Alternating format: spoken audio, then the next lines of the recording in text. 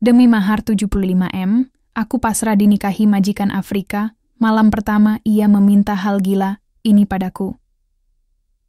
Assalamualaikum, halo sahabat Dila. Apa kabar? Sebelum kita lanjut kisahnya, yuk, komen dulu dari mana kota atau kabupaten asal kalian, biar bisa makin deket.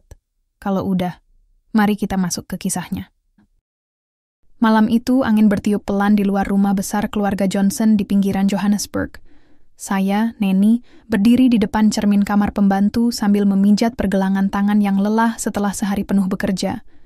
Dari pagi hingga malam, saya menyetrika, menyapu, mengepel, memasak, sampai menjaga anak-anak mereka. Itulah hidup TKW seperti saya, kerja tanpa henti, demi uang yang bisa mengubah nasib keluarga di kampung. Saya masih ingat betul hari pertama saya tiba di Afrika Selatan. Di antara ribuan calon TKW yang diberangkatkan oleh agen tenaga kerja, saya termasuk yang beruntung karena langsung ditempatkan di keluarga konglomerat. Keluarga Johnson tidak hanya kaya, tapi juga punya reputasi baik di lingkungan bisnis lokal. Mr. Johnson sendiri, sang kepala keluarga, adalah seorang pengusaha sukses keturunan Afrika Amerika yang sudah puluhan tahun berbisnis logam mulia dan minyak. Sebenarnya, saya tidak pernah membayangkan akan terlibat sedekat ini dengan majikan. Saya hanya seorang pekerja biasa. Tapi semua berubah saat telepon satelit dari desa berdering tak lama setelah saya selesai mencuci piring. Yanti, kamu di mana? Cepat pulang! Suara ibu saya terdengar gemetar di seberang sana. Saya terhenyak. Ibu kenapa? Ada apa? Duit utangmu belum lunas, nak. Rentenir datang lagi. Rumah kita mau dilelang. Jantung saya serasa diremas. Ayah saya meninggal beberapa bulan lalu karena sakit jantung, dan kami terpaksa berutang banyak untuk biaya pemakaman dan pengobatan. Uang kiriman saya sebagai TKW selama ini memang sudah habis untuk membayar cicilan utang pokok, tapi bunga yang dikenakan rentenir sangat kejam. Kini, nyawa ekonomi keluarga benar-benar terancam. Saya menahan tangis.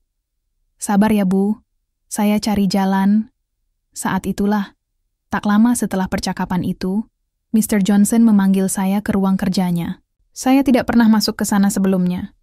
Ruangan itu luas, dengan lampu kristal gantung dan lukisan abstrak mahal di dinding. Ia duduk di balik meja kayu hitam besar. Wajahnya tenang namun tegas. Neni, katanya dengan aksen Inggris yang fasih, saya tahu masalah keluargamu. Saya terkejut. Bagaimana dia bisa tahu? Saya punya kontak di Indonesia. Saya tahu kamu butuh uang, dan saya punya solusi. Saya diam saja, menunggu penjelasannya. Keluargaku ingin ada anggota baru. Ada aturan tertentu. Untuk bisnis keluarga, saya perlu istri sah berstatus WNI agar bisa mendapatkan lisensi tambang emas di Jawa Timur. Dan saya bersedia memberimu mahar 75 miliar rupiah jika kamu setuju menjadi istri saya selama 3 bulan saja secara siri. Saya tidak percaya pada telinga. Nice ya. Apa maksud Bapak? Nikah? Tapi cuma 3 bulan? Ya. Pernikahan sederhana, tidak perlu upacara besar. Setelah 3 bulan, kamu bebas kembali ke Indonesia. Kamu tetap tinggal di sini selama masa perjanjian, dan uang itu akan langsung saya transfer ke rekening keluargamu begitu akad dilangsungkan. Saya merasa dunia berguncang. Saya harus menikahi seorang pria asing, tanpa cinta, tanpa ikatan, hanya demi uang. Tapi kemudian pikiran saya kembali ke rumah tua kami di kampung, yang hampir disita. Ke ibu saya yang sudah renta, yang tiap hari menangis karena tekanan dari rentenir. Ke adik-adik saya yang bahkan belum tentu bisa melanjutkan sekolah. Saya menggigit bibir. Dan saya tidak perlu melayani Bapak sebagai istri. Mr. Johnson tersenyum samar. Tidak, ini bukan tentang hubungan fisik atau romantis. Ini transaksi bisnis. Saya menghela napas panjang. Saya merasa seperti barang dagangan. Tapi, apakah saya punya pilihan lain? Akhirnya, saya mengangguk pelan. Baik, saya terima. Pernikahan siri digelar 2 hari kemudian di kediaman keluarga Johnson. Hanya dihadiri oleh beberapa orang terpercaya. Tidak ada acara besar, tidak ada foto-foto, Tidak ada ucapan selamat. Hanya satu lembar kertas bertanda tangan sebagai bukti bahwa saya resmi menjadi istri Mr. Johnson selama 90 hari. Setelah akad selesai, uang 75 miliar rupiah langsung masuk ke rekening keluarga saya. Saya menerima pesan dari ibu via WhatsApp. Alhamdulillah, nak, rumah kita aman, terima kasih, sayang. Saya menangis. Tangis haru, tapi juga tangis keraguan. Apakah saya melakukan hal yang benar? Saya ditempatkan di salah satu kamar tamu, besar di lantai atas. Semua fasilitas lengkap, dari tempat tidur king size sampai kamar mandi marmer. Tapi saya tidak merasa bahagia. Saya seperti burung dalam sangkar emas. Setiap hari saya masih bekerja seperti biasa. Tapi kini, status saya berubah. Bukan lagi pembantu, tapi istri majikan. Staf rumah tangga mulai memperlakukan saya dengan cara berbeda. Bahkan Mrs. Johnson, ibu dari Mr. Johnson, memanggil saya dengan sebutan ibu muda, meski sikapnya tetap dingin. Saya tidak pernah benar-benar dekat dengan suami saya. Kami jarang bicara. Ia bahkan tidak pernah menyentuh saya. Tapi kadang-kadang, saat mata kami bertemu, saya merasa seperti melihat sesuatu yang aneh di matanya. Sesuatu yang lebih dari sekadar bisnis. Apa yang sebenarnya ia rencanakan? Pertanyaan itu terus menghantui saya sepanjang minggu-minggu pertama pernikahan palsu ini. Dan saya belum tahu bahwa malam pertama nanti akan mengubah segalanya. Setelah akad siri yang dilangsungkan secara tertutup, hidupku berubah tanpa pernah benar-benar terasa seperti pernikahan. Tidak ada resepsi, tidak ada ucapan selamat, bahkan tidak ada foto kenangan. Hanya sebuah dokumen pendek bertanda tangan sebagai bukti bahwa aku resmi menjadi istri Mr. Johnson selama 90 hari ke depan. Dan itu saja sudah cukup untuk mengubah segalanya. Aku dipindahkan dari kamar pembantu ke salah satu kamar tamu besar di lantai atas. Kamar itu luas dan mewah, dilengkapi tempat tidur king size, lemari pakaian kayu jati, kamar mandi dalam dengan bathtub mewah, dan balkon pribadi yang menghadap taman belakang rumah keluarga Johnson. Tapi aku tidak merasa bahagia. Justru, semakin mewah fasilitasnya, semakin aku merasa seperti burung dalam sangkar emas. Setiap pagi, aku tetap bangun sebelum matahari terbit. Aku masih membantu membangunkan anak-anak Johnson, menyiapkan sarapan mereka, membersihkan meja setelah makan, dan melanjutkan pekerjaan rumah tangga lainnya. Bedanya, sekarang para staf rumah tangga mulai memperlakuku dengan cara yang berbeda. Ada rasa hormat, bahkan takut, di balik senyuman mereka. "Selamat pagi, Bu Neni," kata Maria, asisten dapur, saat aku masuk ke ruang makan pagi itu. Aku hanya tersenyum tipis. Aku belum terbiasa disebut Bu oleh orang seusia Maria yang lebih tua dariku. Tapi itulah kenyataannya sekarang. Aku bukan lagi pembantu biasa. Aku istri dari bos mereka. Meski begitu, hubunganku dengan Mr. Johnson tetap dingin. Kami jarang bicara. Bahkan ketika kami duduk di ruang makan yang sama, ia tidak pernah menyapaku lebih dari sekadar basa-basi singkat. Ia tidak pernah menyentuhku, tidak pernah memandangku dengan tatapan seorang suami kepada istri. Seolah-olah, ia sengaja menjaga jarak. Pada malam pertama, aku masuk ke kamar dengan rasa gugup. Aku tidak tahu apa yang akan terjadi. Aku tidak ingin digauli, tapi aku juga tidak tahu apakah uang yang sudah kuterima bisa dicabut jika aku menolak. Namun, yang terjadi sungguh di luar dugaan. Mr. Johnson datang ke kamarku sekitar pukul 10 malam. Ia masih mengenakan jas biru, gelap dan dasi ungu. Rambutnya rapi, wajahnya tenang. Ia berdiri di ambang pintu beberapa saat sebelum akhirnya berkata, "Kamu tidak perlu takut. Aku tidak akan menyentuhmu." Aku terkejut. "Maksud Bapak? Aku menikahimu bukan karena fisikmu atau karena cinta. Ini hanya formalitas. Untuk bisnis." Aku diam. Kata-katanya membuatku lega, tapi juga bingung. Kalau cuma formalitas, kenapa harus menikah? Kenapa harus aku? Ia masuk ke kamar dan menutup pintu pelan-pelan. "Aku minta kamu tidur di kamar ini, agar tidak menimbulkan kecurigaan. Tapi aku akan tidur di kamar sebelah.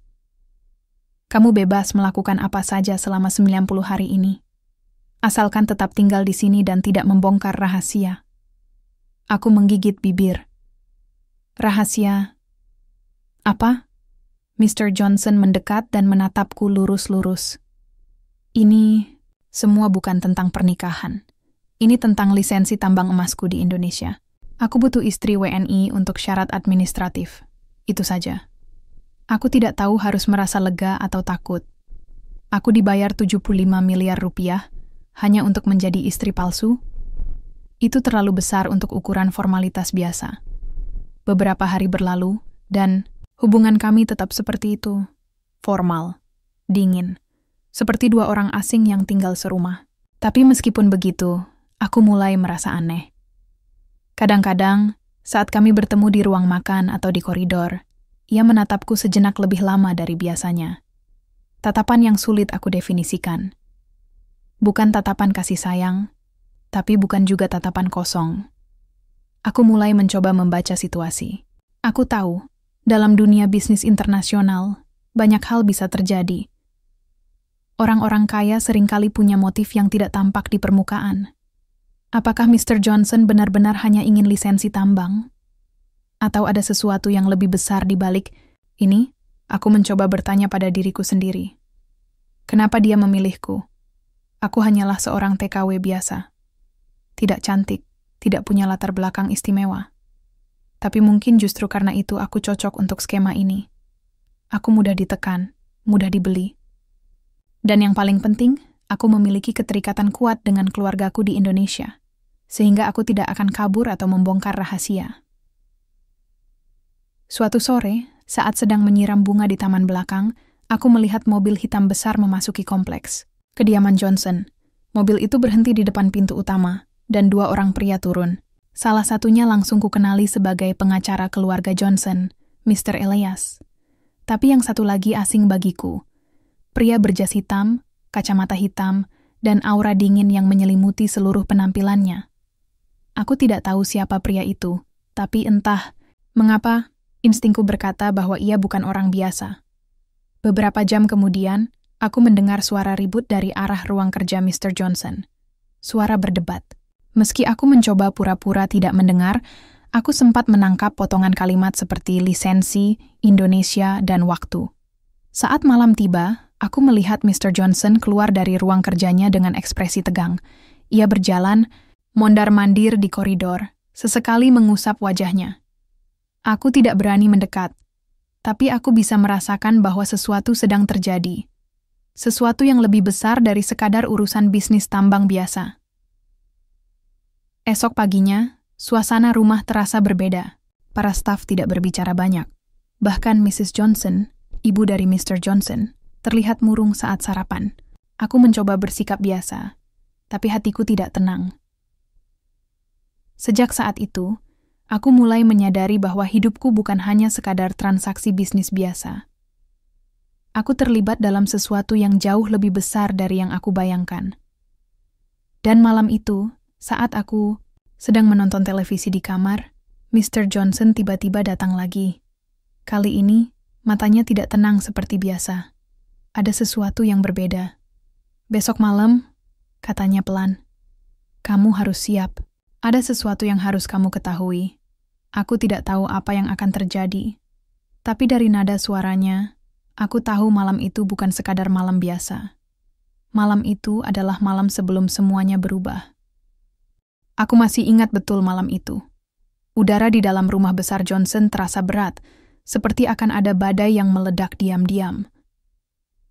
Pukul 8 malam, Mr. Johnson datang ke kamarku tanpa mengetuk. Matanya tajam, tapi penuh tekanan. Ada beban tak terlihat yang ia bawa sejak pagi tadi. Sudah siap? Tanyanya pelan. Aku mengangguk, meski tidak tahu apa yang harus kusiapkan. Hatiku mulai tidak tenang. Dari cara ia melihatku, aku bisa merasakan bahwa malam ini bukan sekadar pembicaraan biasa. Kami berjalan keluar dari sayap kamar menuju ruang bawah tanah yang selama ini tidak pernah kutahu eksistensinya. Sebuah lift rahasia tersembunyi di balik dinding kayu besar di ujung koridor. Lift itu turun cukup dalam, mungkin 2 atau 3 lantai ke bawah tanah. Pintu terbuka, dan kami masuk ke sebuah ruangan besar yang mirip laboratorium medis. Lampu neon putih menyala terang, membuat suasana semakin dingin dan formal. Di tengah ruangan, ada meja operasi lengkap dengan monitor, tabung reaksi, dan beberapa dokumen berserakan. Aku menelan ludah. Ini tempat apa? Mr. Johnson mendekati meja tersebut dan membuka salah satu map biru. Ini adalah bagian dari kesepakatan kita, katanya tanpa emosi. Dan kamu harus tahu semuanya sekarang. Aku duduk di kursi yang tersedia. Jantungku berdebar cepat. Aku tidak tahu apa yang akan ia katakan, tapi aku yakin ini bukan tentang lisensi tambang lagi. Ia menatapku, lalu berkata, "Aku tidak bisa memiliki anak secara biologis. Kondisi genetikku membuat spermaku tidak layak untuk membuahi sel telur. Tapi aku ingin punya keturunan. Bukan hanya anak sembarang. Aku ingin anak yang lahir dari darah Indonesia." Aku terdiam. Kata-kata itu begitu aneh, begitu tidak masuk akal. Aku sudah menyewa laboratorium ini. Kami menggunakan teknologi bayi tabung. Sperma milikku akan digabungkan dengan sel telur dari donor anonymous. Dan kamu, Neni, akan menjadi ibu yang hamil dan melahirkannya. Aku rasakan jantungku hampir berhenti. Maksud Bapak, saya harus hamil? Saya harus jadi ibu dari anak orang asing? Bukan orang asing, jawabnya tenang. Anak ini akan menjadi pewaris sahku, darahku. Tapi, aku butuh ibu yang benar-benar dari Indonesia. Aku mencintai budaya kalian, tanah. Kalian, anakku harus lahir dari sana. Harus, aku geleng-geleng kepala. Saya tidak bisa, ini gila. Kamu sudah menerima tawaran menikahiku demi uang. Sekarang tinggal melanjutkan kontrak. Kamu tetap pulang ke Indonesia setelah bayi lahir. Uangmu tetap utuh. Hidupmu tetap aman. Aku menatapnya, marah dan bingung. Tapi ini bukan soal uang. Saja, ini soal hidup manusia. Bayi, saya harus hamil, melahirkan, lalu menyerahkan nyawa itu begitu saja. Mr. Johnson tidak menjawab langsung. Ia membuka salah satu folder dan memberiku foto hasil USG, foto janin kecil dalam kandungan. Ini dari program sebelumnya. Beberapa wanita sudah melalui tahap ini sebelum kamu. Semua baik-baik saja. Tidak ada rasa sakit, semua dikontrol oleh dokter ahli. Kamu hanya perlu menjalani implantasi embrio, lalu menjaga kesehatan selama 9 bulan. Setelah itu, kamu tinggal melahirkan dan pulang. Aku tidak bisa bicara.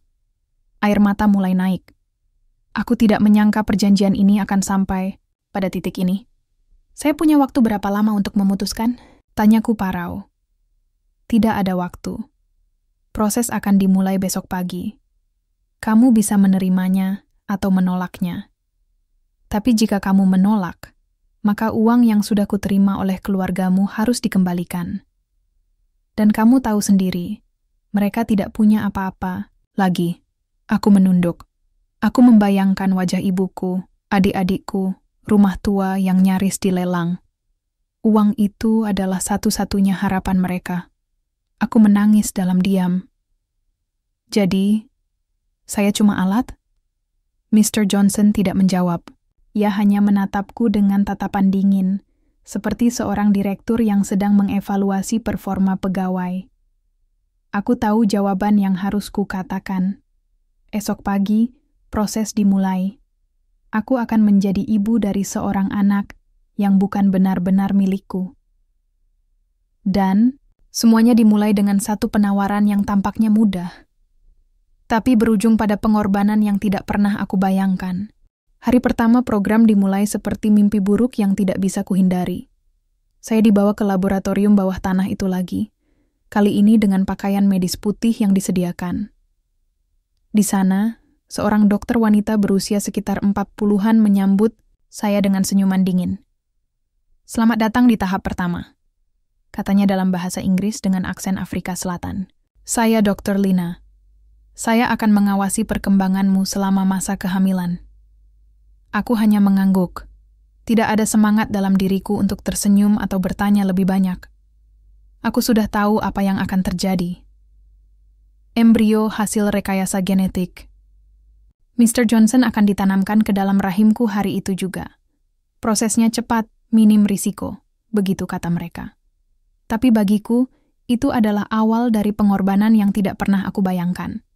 Setelah serangkaian tes darah, USG, dan observasi singkat, prosedur implantasi pun dilakukan. Rasanya tidak sakit, tapi entah mengapa, setiap detik yang berlalu membuatku semakin gelisah. Ada rasa takut yang tak bisa kuungkapkan. Seperti jika aku menyerahkan tubuhku sepenuhnya kepada sebuah mesin besar yang tidak memiliki hati nurani. Keesokan, harinya aku diberitahu bahwa embrio berhasil tertanam. Aku resmi menjalani fase kehamilan. Tapi ini bukan kehamilan biasa. Aku tidak merasakan mual, tidak ada perubahan fisik signifikan. Semua dikontrol secara ketat oleh tim medis. Namun, hal yang paling mengganggu pikiranku adalah ketika aku mulai melihat wanita-wanita lain seperti diriku. Pertemuan pertama terjadi 2 minggu setelah implantasi. Aku sedang minum teh di ruang istirahat laboratorium saat seorang wanita Asia memasuki ruangan. Kulitnya sawo matang, rambut hitamnya diikat rapi. Matanya sayu, tapi sorotannya tajam, seperti orang yang sudah lelah dengan dunia. "Kamu baru?" tanyanya pelan dalam bahasa Inggris. Aku mengangguk ragu. Ia duduk di seberang meja. "Aku dari Filipina. Nama aku Marichelle. Sudah 4 bulan di sini. Hamil 6 bulan. Aku terkejut. "Kamu hamil?" Dia tersenyum getir. "Ya, bukan dari suami sendiri, tapi dari sperma milik keluarga Johnson. Aku cuman ibu titipan. Cuman wadah." Aku tidak bisa berkata apa-apa. Beberapa jam kemudian, wanita lain datang. Seorang wanita dari Nigeria bernama Zara. Lalu seorang dari Thailand bernama Ploy. Semua memiliki kisah yang sama. Dipaksa menjadi ibu dari anak orang asing demi uang, demi keluarga, demi keselamatan hidup mereka sendiri. Malam itu aku duduk sendirian di balkon kamarku. Langit malam penuh bintang, tapi hatiku kosong. Aku menyentuh perutku yang masih rata. Aku tidak merasakan apa-apa. Tapi entah kenapa, bayangan bayi dalam kandungan mulai mengisi pikiranku. Apakah aku benar-benar hanya menjadi alat? Pagi-pagi sekali, beberapa hari setelah pertemuan itu, aku mencoba membuka laci meja kerja di ruang istirahat. Aku tahu itu berbahaya, tapi insting penasarananku terlalu besar. Dan disitulah aku menemukan dokumen rahasia, isinya membuatku hampir jatuh. Program bayi tabung ini bukan hanya soal pewaris tahta. Isi dokumen menyebutkan nama-nama anak yang lahir dari ibu titipan sebelumnya. Anak-anak itu didaftarkan sebagai anggota keluarga besar Johnson dan akan mendapat hak waris atas bisnis logam mulia, minyak, dan tambang emas mereka. Tapi yang lebih mengerikan lagi, beberapa dari mereka ternyata direkayasa secara genetik untuk tujuan eksperimen. Aku langsung menutup dokumen itu dan menyembunyikannya kembali. Jantungku berdebar keras. Aku merasa seperti menyentuh sesuatu yang tidak boleh aku sentuh. Sejak saat itu, aku mulai curiga. Apakah bayi dalam kandunganku nanti juga akan mengalami nasib yang sama? Apakah ia akan dijadikan alat politik bisnis keluarga Johnson? Atau lebih buruk lagi, dijual ke pihak asing untuk proyek rahasia? Aku mulai mencoba berbicara dengan wanita-wanita lain. Kami bertemu diam-diam di sudut laboratorium, di belakang bangunan, atau saat pergantian shift medis. Kami saling berbagi cerita, saling memberi dukungan. Dari mereka, aku tahu bahwa beberapa dari kami sempat kabur, tapi semua tertangkap dan dipaksa kembali. Uang yang sudah dikirim ke keluarga mereka dicabut, rumah mereka diambil. Bahkan ada yang sampai diancam pembunuhan. "Kita tidak bisa kabur," bisik Marichelle suatu malam. "Keluarga kita akan dibunuh satu persatu kalau kita nekat." Zara menangis pelan. "Aku ingin bayiku tetap hidup, tapi aku tidak ingin dia menjadi alat mereka." Aku menatap langit malam. Aku tidak tahu harus percaya pada siapa. Aku hanya tahu satu hal. Aku tidak bisa terus hidup seperti ini. Aku harus melakukan sesuatu. Sebelum semuanya terlambat. Aku tidak bisa tidur semalaman. Bayangan dokumen rahasia itu terus menghantui pikiranku. Nama-nama bayi, tanggal lahir mereka, kode-kode aneh di sampingnya. Semua terlihat seperti data proyek ilmuwan gila. Dan aku akan menjadi bagian dari sistem itu jika tidak segera berbuat sesuatu. Keesokan paginya aku pergi ke laboratorium seperti biasa.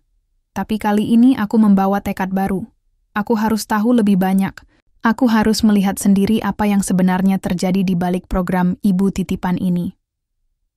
Saat Dr. Lina sedang sibuk memeriksa hasil tes darah wanita lain, aku menyelinap masuk ke ruang arsip di belakang laboratorium. Pintunya tidak dikunci. Mungkin karena mereka yakin kami semua sudah pasrah.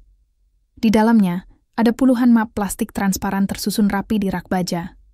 Aku mencari nama-nama yang sempat kulihat kemarin, hingga akhirnya aku menemukan satu yang membuatku tercekat. Neni, proyek anak emas fase 2. Di dalamnya, selain data medis dan tahapan implantasi embrio, ada dokumen tambahan yang bertuliskan.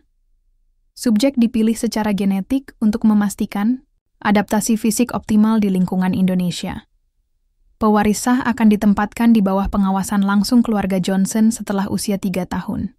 Aku menutup map itu cepat-cepat. Keringat dingin mulai menetes di pelipisku. Aku bukan hanya alat biologis. Aku adalah bagian dari rencana jangka panjang yang sangat terstruktur. Bayiku nanti tidak hanya akan menjadi pewaris tahta bisnis, tapi juga akan dibesarkan sebagai tokoh politik atau ekonomi di Indonesia. Aku hampir saja keluar dari ruang arsip saat pintu tiba-tiba terbuka. Dr. Lina berdiri di ambang pintu, matanya menyipit. "Apa yang kamu lakukan di sini?" tanyanya dingin. Aku mencoba tenang. Saya cuma cari tempat cuci tangan. Maaf. Dia tidak percaya. Tapi ia tidak berkata apa-apa. Ia hanya menatapku beberapa detik, lalu berkata, "Jangan macam-macam." Aku mengangguk pelan, lalu pergi. Setelah itu, aku merasa diawasi. Setiap langkahku di laboratorium terasa seperti sedang direkam. Bahkan Maricel dan Zara mulai menjaga jarak. Sepertinya Dr. Lina memberi peringatan pada semua orang, tapi aku tidak menyerah. Beberapa hari kemudian, saat jam istirahat siang, aku berhasil menyelinap masuk ke ruang server di lantai bawah. Itu adalah ruangan kecil dengan komputer yang terhubung ke database internal laboratorium. Dengan bantuan USB kecil yang kusimpan di dalam bra, aku berhasil mendownload beberapa file penting. Sayangnya, aksiku ketahuan. Saat aku keluar dari ruang server, 2 pria berjas hitam berdiri di koridor. Salah satunya adalah Elias, pengacara keluarga Johnson. Yang satu lagi, pria asing berwajah keras yang belum pernah kulihat sebelumnya. "Neni," kata Elias dengan suara rendah. "Ikuti saya. Aku tidak punya pilihan." Kami menuju ke ruang rapat pribadi di lantai atas. Di dalamnya, Mr. Johnson sudah menunggu. Wajahnya datar, tapi sorot matanya tajam. "Kamu mencuri data milik kami," katanya tanpa basa-basi. Aku menelan ludah. Saya hanya ingin tahu kebenaran. Ia menatapku beberapa saat, lalu berkata, "Baik, kalau begitu dengarkan baik-baik." Ia menyalakan layar besar di depanku. Sebuah video dimulai, menampilkan bayi-bayi kecil yang sedang diperiksa oleh tim medis. Beberapa dari mereka tampak sehat, tapi ada juga yang memiliki kondisi fisik tidak normal. Tubuh terlalu tinggi untuk usia mereka, refleks yang terlalu cepat, atau bahkan respon emosional yang tidak wajar. "Ini adalah generasi pertama dari proyek anak emas," katanya. "Anak-anak ini adalah hasil rekayasa genetik yang dirancang agar memiliki daya adaptasi tinggi, daya pikir cepat, dan tubuh yang kuat. Mereka akan menjadi pemimpin masa depan, baik di Afrika, Asia, maupun Eropa." Aku merinding. Jadi, anak-anak itu, mereka adalah aset keluarga Johnson, aset dunia. Kamu tidak perlu takut. Bayimu tidak akan diubah secara genetik, tapi ia tetap akan menjadi pewaris sah. Ia akan hidup di bawah perlindungan kami sampai cukup umur. Aku mengepal tangan. Tapi dia bukan benar-benar darah daging saya. Dia hanya sperma Anda dan sel telur anonimus. Saya hanya ibu kandung. Bukan ibu sebenarnya. Mr. Johnson tersenyum samar. Bagi dunia, kamu adalah ibunya. Bagi kami, kamu adalah simbol hubungan antara Afrika dan Indonesia. Dan bagi anak itu, kamu adalah awal dari segalanya. Aku diam. Aku tidak tahu harus marah atau menangis. Kamu masih punya pilihan, lanjutnya. Teruskan program ini atau mundur.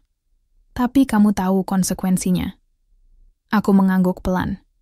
Aku tahu aku tidak punya jalan keluar. Tapi aku juga tahu satu hal. Aku tidak bisa biarkan bayi ini menjadi alat bisnis mereka. Aku harus menemukan cara untuk menghentikan semuanya. Sebelum semuanya terlambat. Hari-hari setelah pertemuan rahasia itu terasa seperti berjalan di atas kaca. Aku tidak pernah tahu kapan Mr. Johnson atau timnya akan menegurku lagi. Aku mencoba bersikap biasa, tapi setiap langkahku di rumah besar itu selalu terasa diawasi. Aku mulai merasakan gerakan halus di dalam perutku, kecil, samar-samar seperti desiran air. Awalnya aku mengira itu hanya efek psikologis karena terlalu sering membayangkan bayi dalam kandunganku. Tapi beberapa hari kemudian, Dr. Lina membenarkan. Kamu sudah memasuki minggu ke-14. Perkembangan janin sangat baik. Aku tersenyum tipis, meski hatiku tidak tenang. Janin yang ada di dalam diriku ini mungkin sehat, tapi nasibnya masih penuh tanda tanya. Apakah ia benar-benar akan menjadi anak biasa? Atau bagian dari rencana gelap keluarga Johnson? Aku harus bertindak cepat.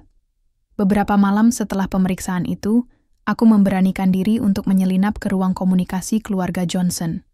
Di sana, aku berhasil menemukan salah satu laptop Elias, pengacara keluarga, yang tertinggal.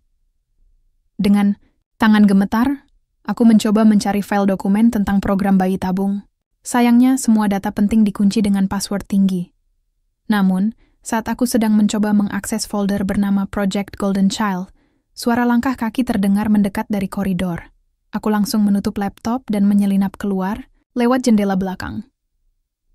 Untungnya, malam itu hujan deras, sehingga suara langkahku tak terdengar. Aku masuk kembali ke kamarku melalui pintu belakang dan pura-pura tidur ketika salah satu staf datang mengetuk pintu untuk memastikan aku tidak keluyuran. Esok paginya, suasana di rumah terasa tegang. Aku bisa merasakan bahwa mereka tahu ada yang mencoba mengakses informasi internal. Mr. Johnson tidak kelihatan sama sekali. Bahkan Mrs. Johnson, yang biasa sarapan pagi di ruang makan utama, tidak tampak batang hidungnya.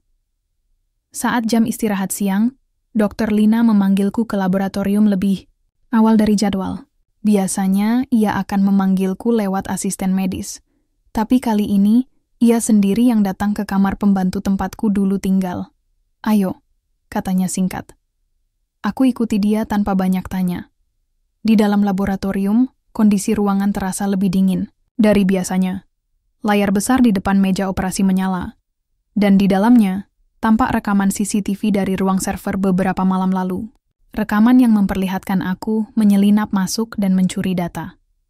Jantungku berdebar keras. Dr. Lina duduk di kursi logam, matanya menatapku tajam. "Kamu pikir kamu bisa mengelabui kami?" Tanyanya pelan. Aku menelan ludah. "Saya hanya ingin tahu apa yang akan terjadi pada bayi saya." Ia diam sejenak lalu berkata, "Bayimu aman, tapi kamu tidak." Aku mendongak. "Maksud ibu?" "Mr. Johnson sudah tahu. Kami juga tahu kamu sempat menghubungi seseorang di Indonesia. Kamu coba kirim pesan ke temanmu, jurnalis di Jakarta, benar?" Aku tercekat. "Bagaimana mereka tahu?" "Dokter." Lina bangkit dari kursinya dan mendekatiku. "Kami tidak akan membiarkan kamu mengganggu proyek ini. Jadi, kamu punya dua pilihan. Tetap diam, ikuti aturan, dan pulang dengan uangmu setelah bayi lahir. Atau kami cabut semuanya. Uangmu hilang. Keluargamu kehilangan rumah. Dan kamu bisa saja menghilang begitu saja." Aku gemetar. Air mata hampir menetes.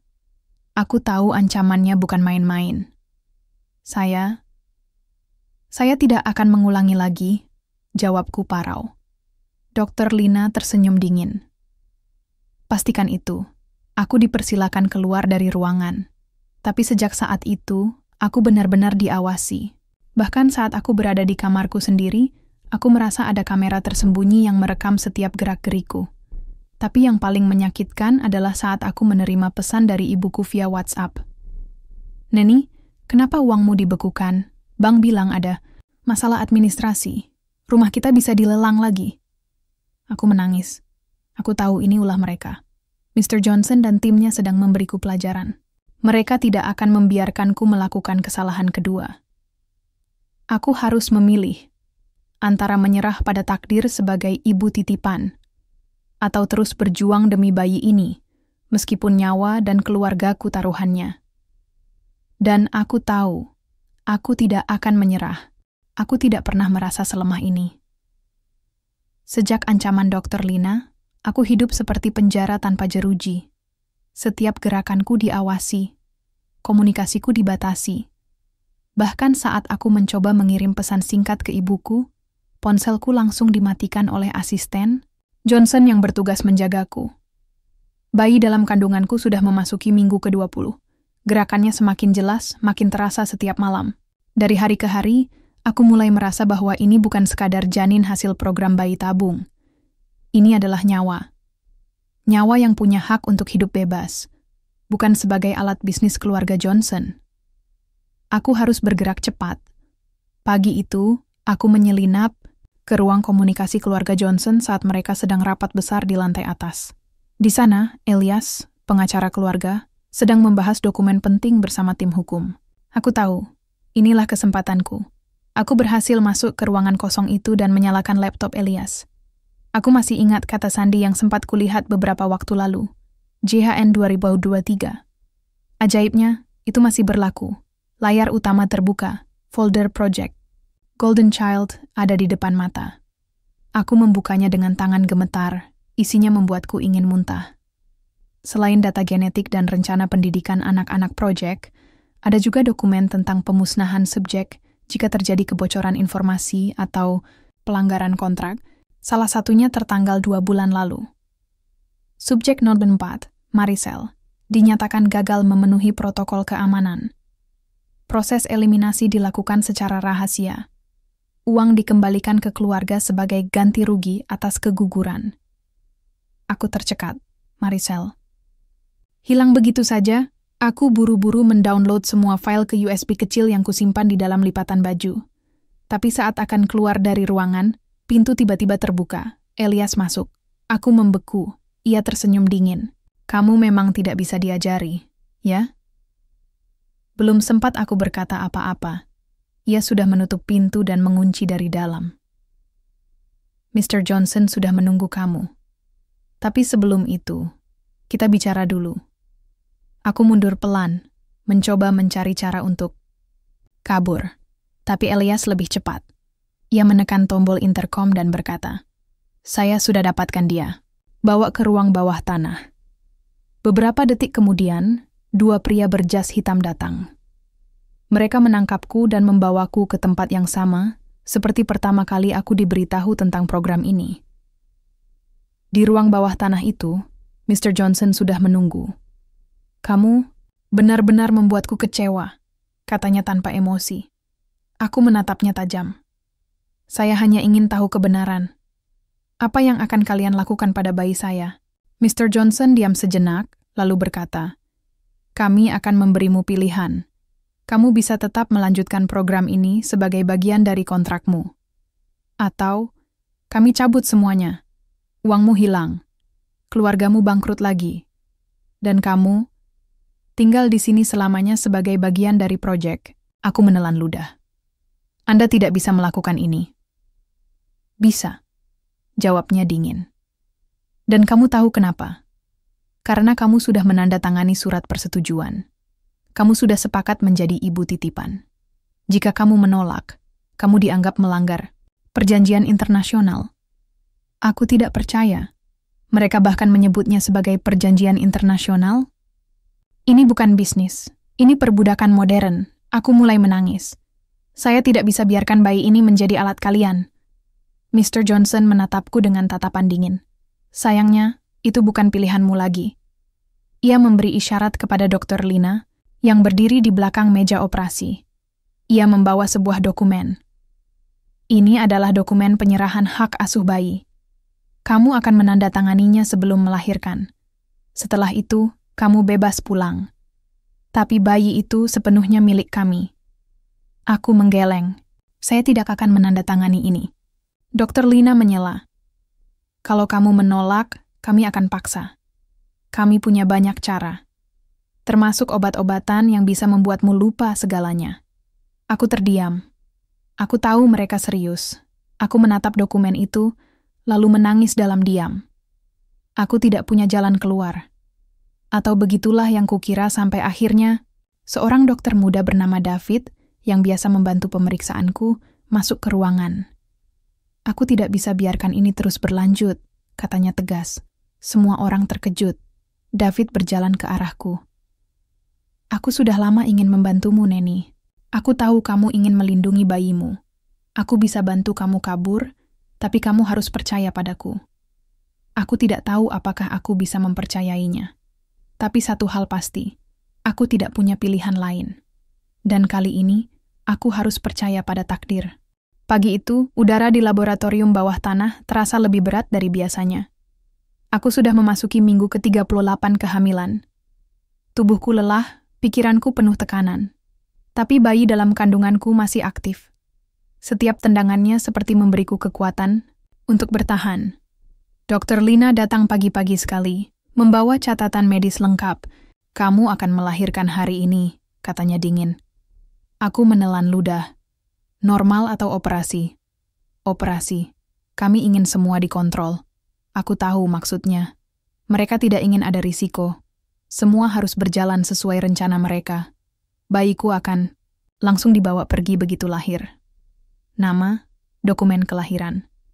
Bahkan masa depannya sudah disusun rapi sebelum ia sempat menghirup udara dunia. Tapi, aku punya rencana sendiri. David, dokter muda yang diam-diam membantuku, sudah menyusun jadwal evakuasi. Setelah operasi, ia akan membuat rekam medis palsu bahwa bayiku mengalami komplikasi dan harus dirawat intensif selama beberapa jam. Itu adalah waktu yang cukup bagiku untuk kabur bersamanya. Operasi dimulai. Aku merasakan efek bius lokal, tapi kesadaranku tetap utuh. Di atas tirai biru, aku melihat tim medis sibuk bekerja. Dr. Lina memimpin langsung. Mr. Johnson juga hadir, duduk di pojok ruangan dengan ekspresi tenang. Lalu, tangisan bayi kecil memecah hening. Hatiku mencelos. Tangisan itu miliknya, milik anakku. Bayiku lahir. Seorang perawat menyerahkan tubuh kecil itu ke tanganku untuk sesaat. Wajahnya mungil, kulitnya sawo matang seperti campuran antara warna dariku dan ayahnya. Matanya belum bisa terbuka sepenuhnya, tapi ia hangat. Nyata. Hidup. Aku menangis. Itu adalah momen terindah dan tersedih dalam hidupku. Beberapa detik kemudian Dr. Lina mendekat. Waktunya dia dibawa ke ruang inkubator. Aku memeluknya erat. Belum, biarkan aku pegang dulu. Mr. Johnson bangkit dari kursinya. Cepat ambil dia. Jangan biarkan emosi mengganggu proses. Perawat mencoba merebut bayiku. Aku berontak. Tapi tubuhku masih lemah akibat operasi. Aku hanya bisa menangis saat bayiku dibawa pergi, tapi David tahu apa yang harus dilakukan.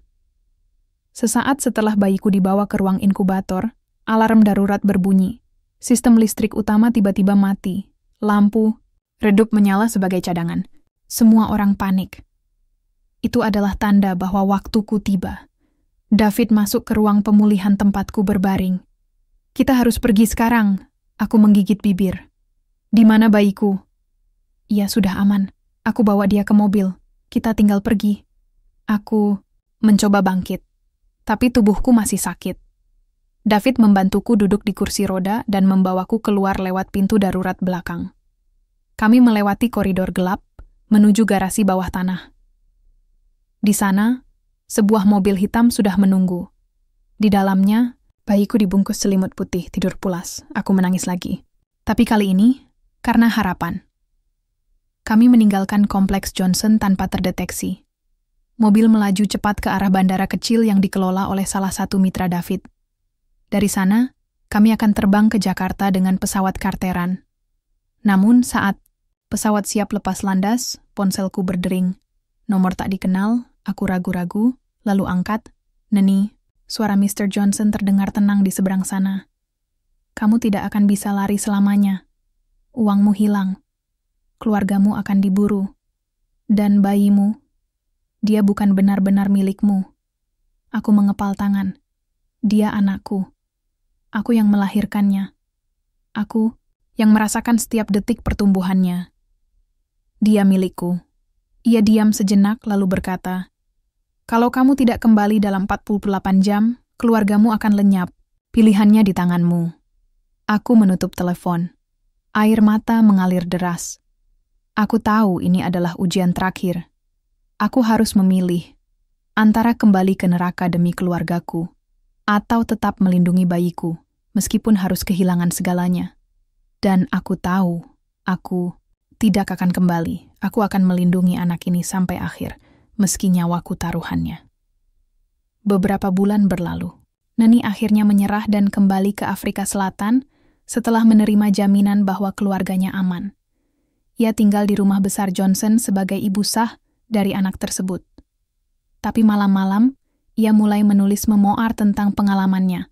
Suatu hari, ia akan menerbitkannya untuk membongkar kejahatan keluarga Johnson, untuk mengembalikan hak anak ini, untuk membalaskan nasib para ibu titipan lainnya.